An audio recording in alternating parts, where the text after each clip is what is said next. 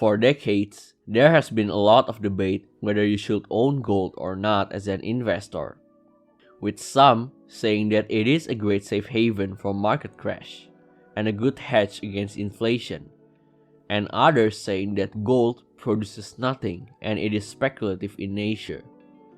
In this video, we will explore the topic of gold as an investment. We're going to look at the pros and cons of owning gold, and whether you should invest in gold at all.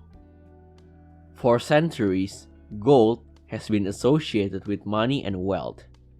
It has been used as a currency and symbolized power and status. Even now, gold is seen as a special and valuable commodity. We use gold as jewelry that symbolizes wealth. But now, we also use gold for financial purposes, hoping that the value of gold will go up and make money with it. There are plenty of people who believe that gold is an attractive investment, with many investors and financial institutions putting at least some of their funds into gold, which is a little bit strange to be honest, because although it is often viewed as a commodity, gold doesn't produce anything, unlike other commodities such as oil, which can produce fuel, or coal, which can generate electrical power. Gold does have some use in electronics, but it is more often used as jewelry or as an investment. So, why is this thing that we don't even use that much is coveted by investors and financial institutions alike? First of all, gold is seen as a safe haven, which investors flock to when the stock market crashes.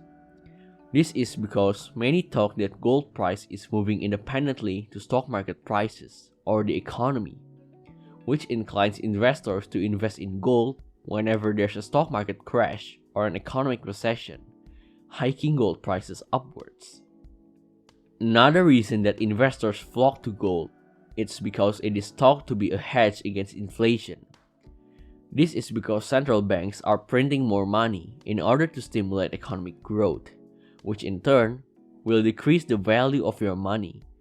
And many people would buy gold when they believe that their local currency is losing value, which will increase gold prices as there's more demand for gold. Now, let's look at the return you will get if you did invest in gold.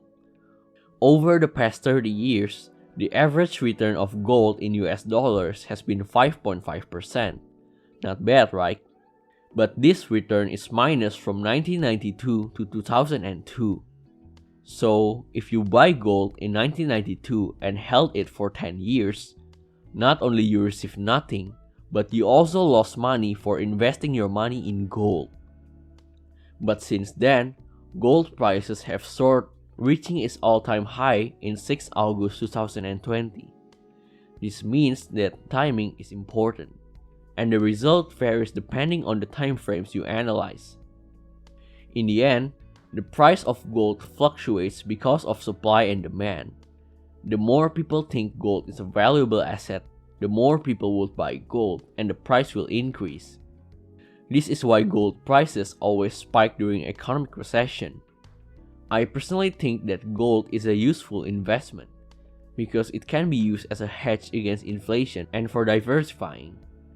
But I suggest you shouldn't own much gold. 5 to 10% of gold in your portfolio is enough to diversify, because unlike bonds or cash securities, gold does not earn a stable return as the price fluctuates. And unlike stocks, it did not produce anything in terms of assets. Of course, this is only a personal opinion. Ray Dalio once said that if you don't own gold, you know neither history nor economics. Meanwhile, Warren Buffett once said in his 2011 annual letter that gold is an asset that won't produce anything, although he did buy shares of a gold company in 2020, so maybe he changed his mind. With that said, if you enjoyed this video, please hit the like button and subscribe. Thank you for watching and see you next time.